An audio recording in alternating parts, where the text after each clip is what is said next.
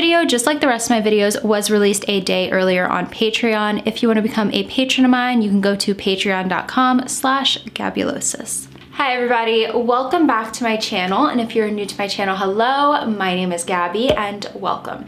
If you've never been here before, never seen my face, never watched any of my videos, basically here on my channel all I do is cover true crime cases, and all of the cases that I cover are more on the vintage side. They're all 20 years or older, so if that's something you might be interested in, maybe go down below and click that subscribe button. If you're not new here and you've seen my videos before, you're probably like, what is going on? I don't know, I got a background.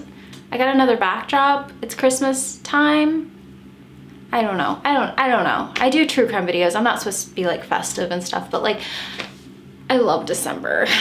As most of my subscribers know here on my channel, for different months out of the year, I will sometimes pick themes for the cases that I cover on my channel, especially the last 4 months out of the year. I did Solve September, I did Oldies October, and I did No Trace November, and now we are in December, and the theme for this month is Doe-cember. So all of this month we are going to be covering cases of John and Jane Does. In my last video of November, somebody, Hannah, actually guessed my theme and she said Doe-cember, and I was like, no, Hannah, don't go telling people my theme. Anyways, with all of that being said, let's get right into the case.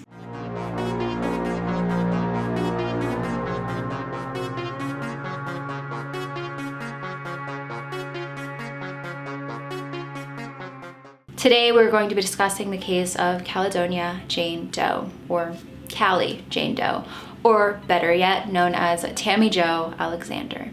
This story starts off in Caledonia, New York, a town in Livingston that's about 23 miles southwest of Rochester, New York.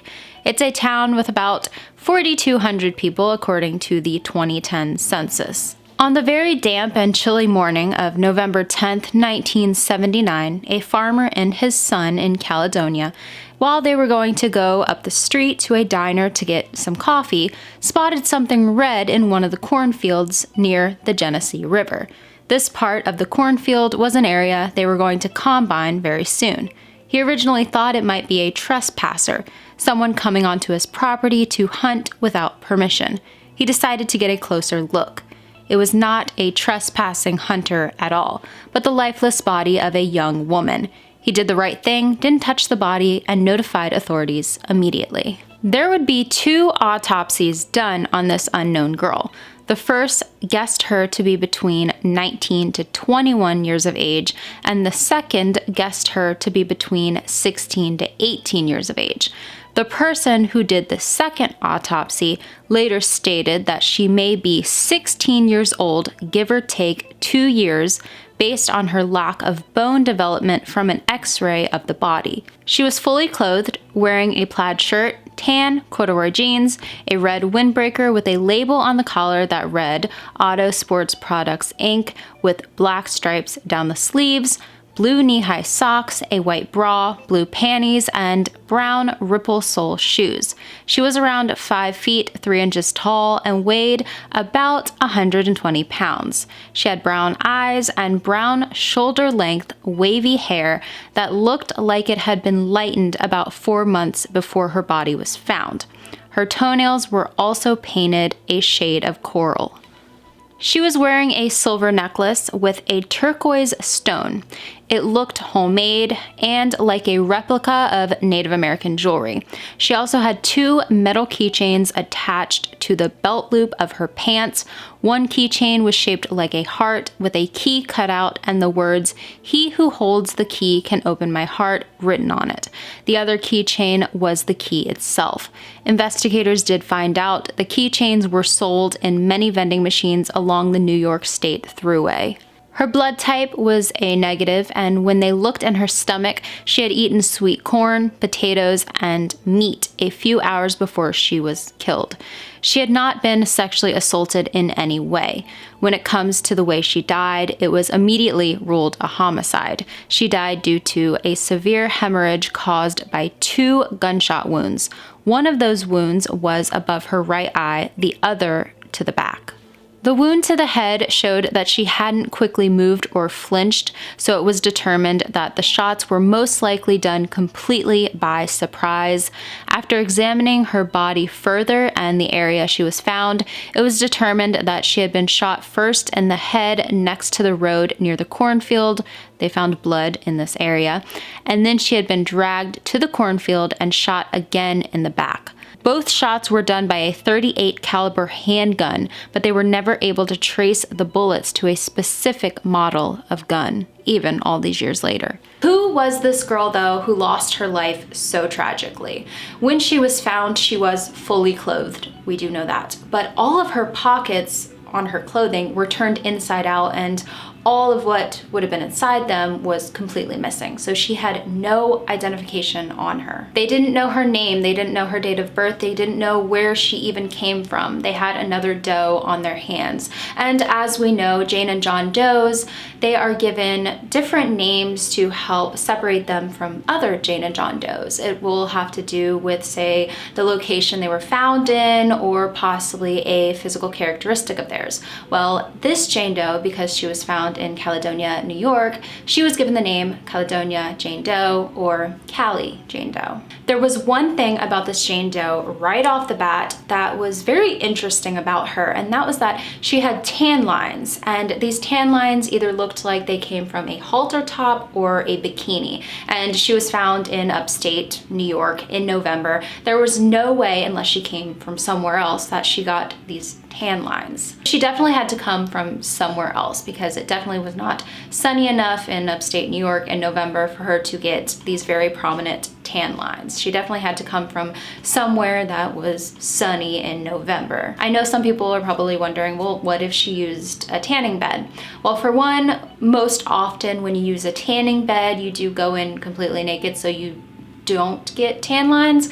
And two, this is the most important factor, this was the 1970s, and tanning beds were not as common as they are in today's time, especially for somebody who is a teenager. It was determined that her life was taken the night before, and here we hit another roadblock, because the night before in this area it had rained a lot. So any real evidence that they could have collected at this time in the 1970s was completely washed away. They started taking a look at her teeth, because as we know, the teeth can show a lot.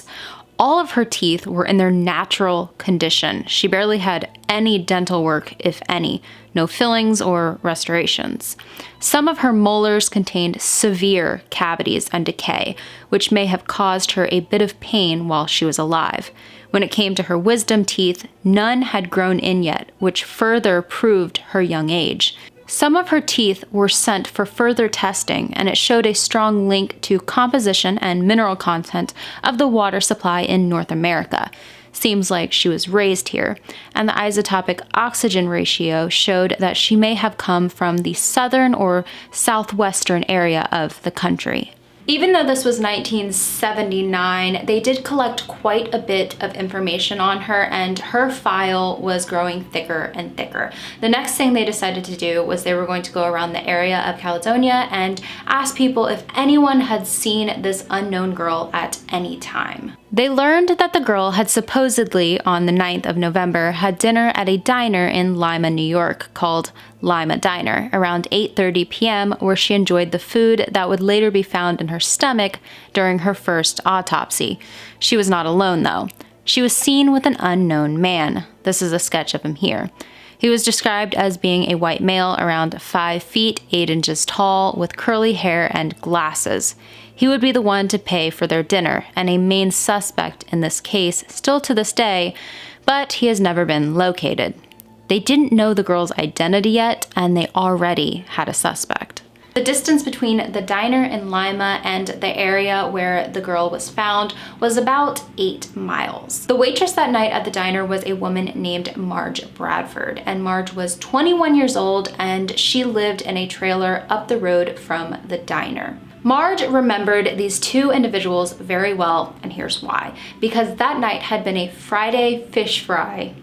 Say that 5 times fast. A Friday fish fry, and on these Friday fish fries, most of the people that came in were locals, and these two individuals definitely were not. When authorities asked Marge what this Jane Doe ordered to eat that night, Marge said that she remembered she ordered corn, potatoes, and boiled canned ham, which is basically exactly what was found in the Jane Doe's stomach during the first autopsy. During questioning, she was quoted saying, "Why would you buy somebody dinner and then kill them 45 minutes later and throw them in a cornfield?"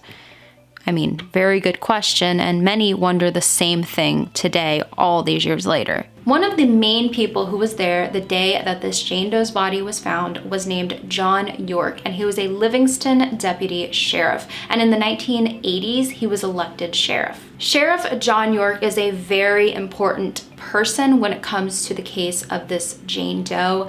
He was somebody who felt a very strong connection to her case, and he wanted to see her identity be discovered and her case eventually be solved. When John York walked up to that cornfield, he originally thought that this Jane Doe was the victim of a hit and run because she was laying face down. When he got closer and, saw the bullet wounds and saw the fact that there was no gun around, he did, of course, immediately realize that it was a homicide. And at the very beginning, he thought that this homicide would be very solvable. He thought that they would solve it in no time.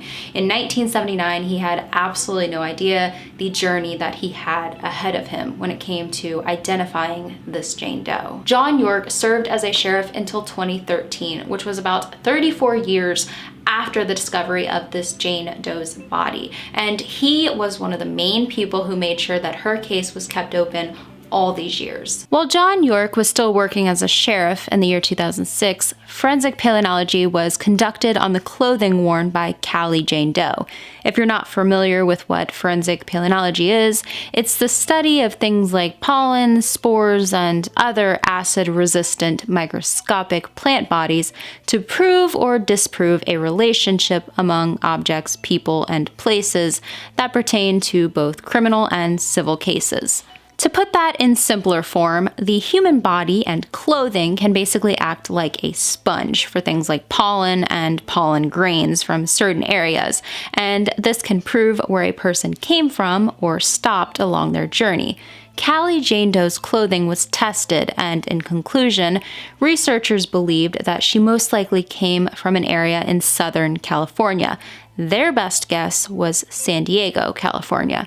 It also showed that she may have traveled through the Sierra Nevada mountains, Reno, Nevada, and then made her way to New York. Another test was conducted in the year 2012. They re-examined the grains of pollen, and it showed again to possibly come from California, but also maybe Arizona, or even Florida. Remember that, Florida. It seemed to many people who looked into this case that this girl was a hitchhiker, and that she had been hitchhiking maybe through the country with most likely this man who was seen at the diner with her, and that he may be the one responsible for this gruesome crime. In 1984, something happened to kind of kickstart this case a little bit more, and it was a confession that most likely was a false confession. American serial killer Henry Lee Lucas. Yeah, he's a looker. He was apprehended on June 11th, 1983, and he was later convicted of 11 homicides. These homicides spanned from 1960 to 1983, one of them being his own mother. The thing about him, though, is that he confessed to thousands of other homicides, one of those being Cali Jane Doe. Most of his confessions were basically completely discredited, and he definitely had absolutely no involvement in them, but it's still unknown if he could have possibly been responsible for Cali Jane Doe's homicide or not. Most likely not, because there is no solid proof to back up his confession, and when John York traveled to Waco, Texas to question Lucas himself, he didn't seem to know much about Cali Jane Doe's case. He passed away in 2001 from heart failure. He was 64 years old at the time, and in today's time, of course, he's gone. We can't ask him anything else about the case of Cali Jane Doe, but it really doesn't seem like to anyone who looks into the case that he has anything to do with her murder.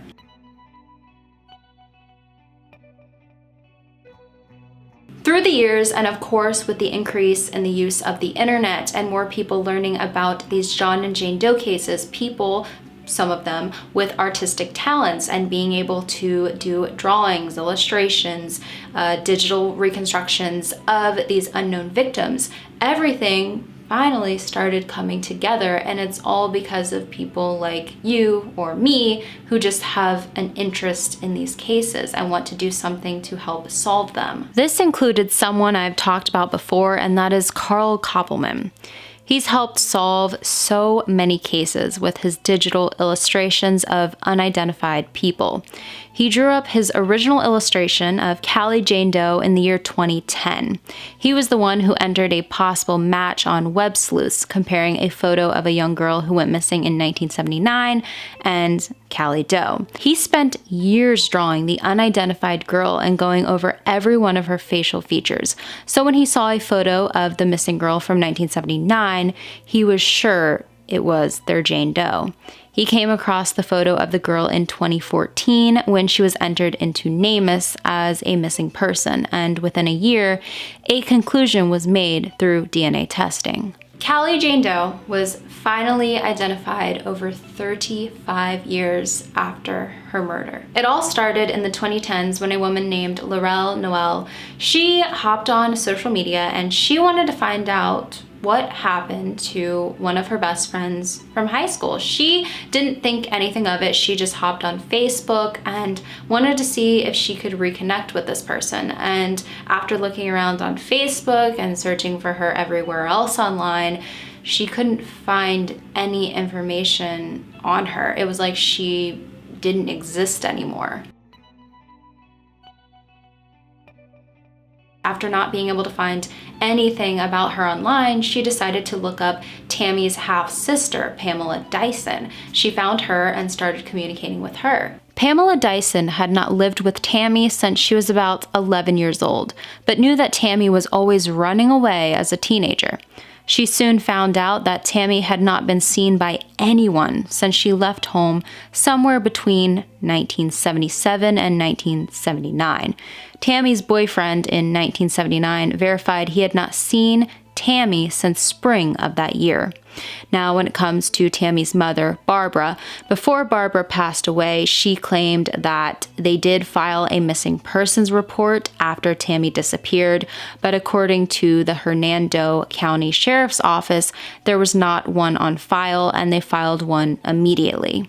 Pamela stated that she believes her mother did try to file one, but that possibly based on Tammy's history of running away, that the authorities didn't take the case seriously. Through filing this report and having her information online, a photo of Tammy would be seen by Carl Koppelman, and he made the connection between Tammy and the Jane Doe from Caledonia, New York. The Jane Doe, found dumped in a cornfield in Caledonia, New York in 1979, was finally identified when her DNA was compared to the DNA of Pamela Dyson when Pamela Dyson entered her DNA into the Department of Justice's National Missing and Unidentified Person System, or NamUs. Caledonia Jane Doe's real name was Tammy Jo Alexander. Tammy Jo Alexander was 16 years old and was born on November 2nd of the year 1963 in Atlanta, Georgia. Her mother was Barbara Alexander Barnes Jenkins. As for her father, he was not in the picture and not much of him can be found. Tammy's stepfather was Lloyd C. Jenkins. Lloyd was Barbara's third husband in life. According to Pamela Dyson, Tammy's half-sister, Tammy didn't have the best upbringing. Her father was absent from her life, and Barbara was addicted to prescription medication and had emotional tantrums on the regular. Pamela claimed that she thinks in today's time that Barbara was suicidal and dealing with severe mental health issues that weren't properly diagnosed back in the 1970s. Lloyd Jenkins purchased a truck stop in 1964, and in the 1970s, that's where Barbara and Tammy worked as well. They both worked as waitresses at the restaurant of the truck stop that bore the name L&M Truck Stop. This truck stop is believed to be the place Tammy hitchhiked from in 1979.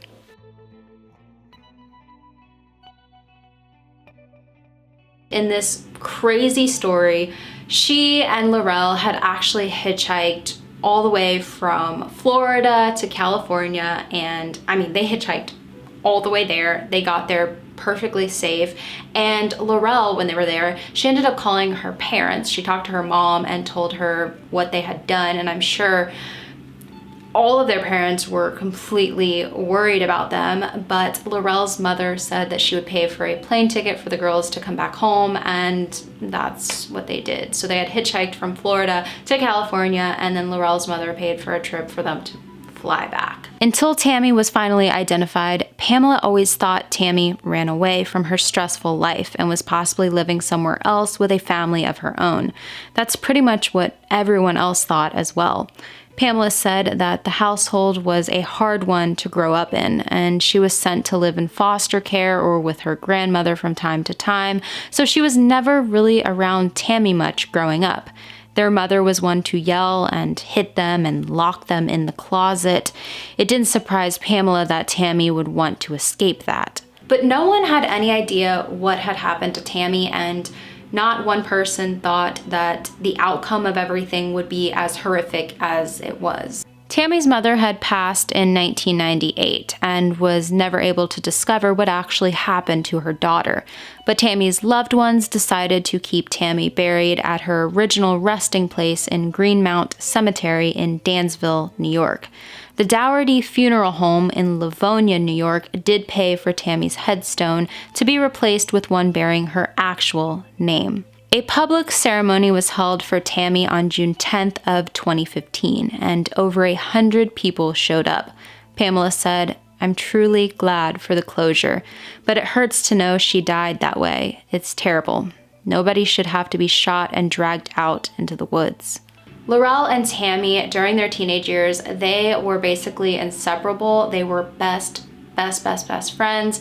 And when Laurel was asked about how Tammy was as a person, Laurel said that Tammy was this happy-go-lucky person. She was so full of life, and she enjoyed being a free spirit, and she loved the lifestyle of hitchhiking around the country. Tammy was somebody who was not shy in the slightest. She was very bubbly. She was able to talk to anyone, and Tammy was always talking to these truckers who would come into the truck stop that she worked at. Now, Laurel said that when she and Tammy got back from Florida, when Laurel's mother had paid for that plane ticket back, that she and Tammy had gotten into a bit of trouble with the law. She said that after she and Tammy had gotten in trouble with the law, she didn't really go into any detail about that, but she said that she was sent to a detention center for a period of time, and she and Tammy were forbidden to see each other. After going to the detention center for some time, she went back to school, and she said that she didn't remember Tammy in school much during the end of the school year in 1979. But one day at the end of the year, Tammy drove up to school and went to Laurel to say goodbye, and she gave her a letter. In Tammy's letter to Laurel, she wrote, "I hate these kind of letters. They're so damn sad, especially when you have to say goodbye to the person who means the most to you. I guess I've got to make the best of it. Nobody says I have to like it, and I sure as hell don't like it. So if anyone doesn't like it, they can kiss my ass. I'll never forget you as long as I live." That would be the last time that Laurel ever saw her best friend, and she kept that letter all these years. After this, Tammy went to Georgia, and she was staying at a place called Rainbow Prison Ministry. When it comes to Rainbow Prison Ministry, we don't know why Tammy was there. She didn't communicate this with any of her friends, and her parents, who most likely sent her there, are not alive in today's time to be asked about why she went there. Also, when it comes to Rainbow Prison Ministry, the people that owned the place are now deceased, so nobody can really ask them about it, but we do know that it was basically a place where people went who needed a little bit of guidance in their life, usually teenagers who had gotten in trouble with the law, people like Tammy. While she was staying at this Rainbow Prison Ministry, she was communicating through letters with her boyfriend, Kevin Williams. Now, Kevin was a little bit older. He was about 2 years older, and he had recently graduated high school. One thing that was a little bit common back then in the 70s, which I had never personally heard of, was sending tapes to each other. Basically, you would sit down with a tape recorder and you would record yourself. You could go on for however long, and then you would mail it to the person and they could sit there and listen to you speak. This was something that she did for Kevin while she was staying at Rainbow Prison Ministry. She would sit down in her room and she would just record herself and talk about her day and what she was thinking. But in these tapes, she never really talked much about why she was at this place or what was going on in connection to that. It was more just her personal thoughts. Kevin actually kept these recordings all these years, and he recently released them to authorities, and he said that when he notified authorities about him having these tapes, it was kind of like a situation where it was like these guys dressed in black, looking like they were from Men in Black, came to his door and were basically like, hand over the recordings, and he gave them to them and they drove off. Obviously they were like in the FBI, and it was this whole big thing, but he gave over the recordings, and a bit of the recordings have been released to the public. The recordings were released to the public only a few weeks ago, and I am going to let you listen to a few parts of those recordings that have been released to the public, and you're going to get to hear Tammy Jo Alexander's voice. Investigators believe she sent her boyfriend the recordings 4 months before her death. Well, hi Kevin, how you doing? I'm fine. That was nice to hear from you. I'm very glad to get your letter. I gotta go now, so you take care and be careful. The case of Tammy Jo Alexander is one that I've known about for a while. I remember first seeing her picture on some true crime blog, and I just started diving into her case, and I became immediately fascinated by it. And I'm surprised that I haven't covered her case before this video on my channel, but I remember seeing the article pop up online that these voice recordings were released online, and I listened to them like 50 times. It's so weird to learn about these cases, especially from long ago, and you never really think about what these people sounded like, and to finally hear their voice and in such a personal way, it's very touching. Kevin had seen Tammy after all this though. She told him to meet her in St. Petersburg, Florida. He met her at a condo and they spent some time together that day. In today's time, he doesn't remember where this condo was in St. Petersburg, but the last he ever saw of her was her waving goodbye to him as she stepped inside this condo and closed the door behind her. Kevin stated that when he met Tammy for the last time, that she didn't really talk much about the condo where she was staying or if she was staying there with anybody, but she said people at the condo were helping her out. He doesn't know if the people at the condo who were helping her out were possibly involved in some way with what happened in New York.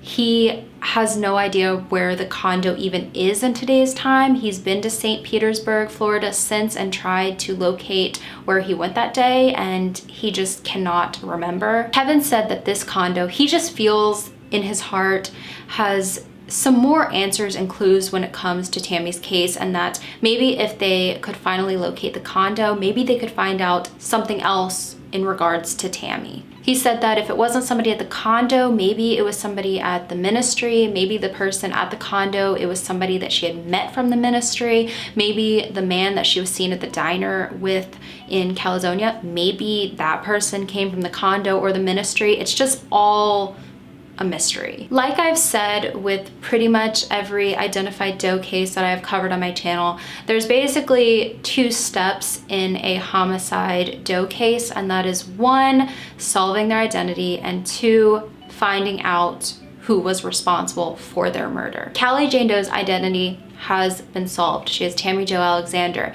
but Tammy Jo Alexander's killer has never been discovered, and he could still be out there in today's time. Now, there's a very important part of this case that I have to mention, so pay attention. They did obtain male DNA from the jacket Tammy was wearing when her body was found. And there is speculation that this jacket did not belong to Tammy and possibly belonged to the person who killed her, and that maybe he had given it to her to wear. They recently identified 3 male persons of interest who knew Tammy personally, but after testing the male DNA found on her jacket, to them, it wasn't a match. Still, in 2020, in the year 2020, they are still receiving tips about this case, still having people call in saying that they remember this or saw this, or they think that this person may be involved. Still, all these years later, they're still having people come forward with new information. Now, most of these tips and most of this information has not been helpful, but they are still trying to piece together everything, and the people in charge of the case in today's time say that it just takes time. Pamela Dyson told Democrat and Chronicle, "Somebody has to know something. In just my personal opinion, we haven't reached the right person that has the piece of information that will lead to this case being solved.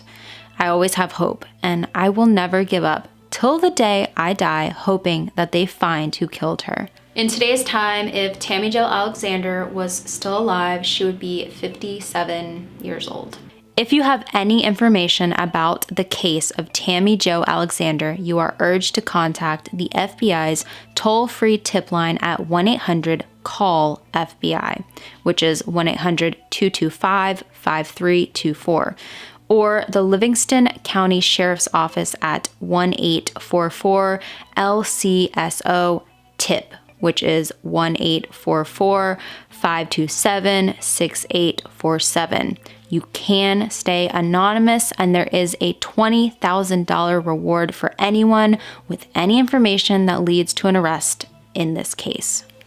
Now, if you want to learn even more about the case of Tammy Jo Alexander and hear interviews from people directly involved, definitely make sure to check out the podcast Finding Tammy Jo, done by Veronica Volk from WXXI News and Gary Craig from the Democrat and Chronicle.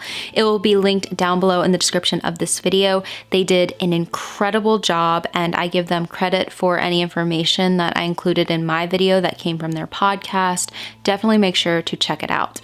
Also, if you want to keep up with her case and any more updates, make sure to follow the Facebook page dedicated to her case at facebook.com/CaledoniaNYJD1979. So that is the case of Cali Jane Doe, better known as Tammy Jo Alexander. When it comes to Tammy's case, I do have quite a few opinions.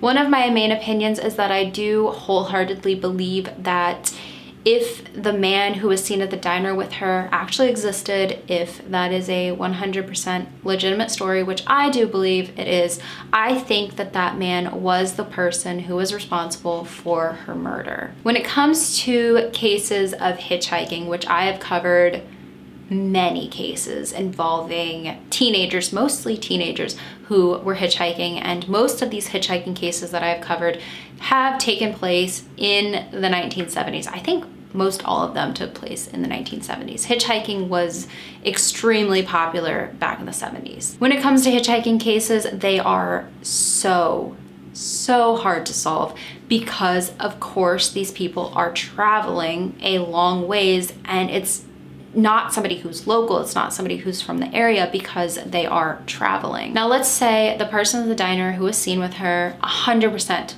was responsible for her murder. Let's just say that, hypothetically, he's the person responsible. Okay, there's this sketch done of him. We have this sketch. Now, there's no real use distributing this sketch around the area of Caledonia because she was hitchhiking with him. He was most likely from a completely different area. So it's like, where do you even focus on distributing that sketch so people may recognize him? He could be from anywhere in the United States. And I think one of the crazy things is that Tammy and him may have communicated while they were talking in the car. She may have known where he came from. I mean, who knows? When it comes to the cases that I discuss on my channel, I don't really like to fluff everything up and add a bunch of filler and talk about a bunch of my opinions. I usually like to just stick to the case and the facts surrounding the case. But I did kind of want to discuss that for a second because it does put it into perspective how hard it is to track somebody down who may be responsible for a murder when it comes to a case of hitchhiking. Also, one main thing we don't know about this case is motive. She was not sexually assaulted, so it wasn't sexually driven. She didn't have anything in her pockets, so possibly he did rob her, but we don't know how much money she may have had on her while she was traveling. I don't think it would have been a lot. Possibly it was a serial killer, somebody who killed many people, didn't need a reason to do it. They just did it because they were evil, wanted to do something evil that day. Maybe this was the only person he ever killed and he just wanted to see if he could and see if he could get away with it. We don't know. One scary thing that I've thought about so many times is the fact that there are probably so many serial killers in our history that we do not know about because they did things like killed people who were hitchhiking and they could never be tracked down. They could never be identified. That's terrifying. But all in all, that is the case of Tammy Jo Alexander, and it's a case that I am glad that I finally got around to covering on my channel. It's one that I will stay interested in for the rest of my life, and I hope that it can eventually fully be solved. When I sit down and cover the cases that I cover on my channel, I don't like sitting down and making it oogie boogie scary and editing in all this boom boom like suspenseful music and all this over editing and like sound effects and making it this whole goosebumps thing going on. I like telling the story for what it is and making it raw, and especially putting in these parts about who they were as a person while they were still alive. That's why I'm glad that I was able to do this video after those recordings came out, because hearing those recordings, hearing her voice and how she said certain things and hearing a little bit of her personality come out, it gives you a deeper connection to the case, and it reminds you that these are not just stories on the internet for you to research a little bit into in your spare time. These were people. With all that being said, thank you for taking a little bit of time out of your day to sit down and watch my first video of Doe-cember. I hope you enjoyed that video. If you did, remember to like this video because it helps your girl out. It helps me with the algorithm. It helps more people see this video. And like always, down below in the comments, leave me your thoughts about this case and maybe leave a little bit of love for Tammy's loved ones. And I will see you all in the next Doe-cember video. Bye guys.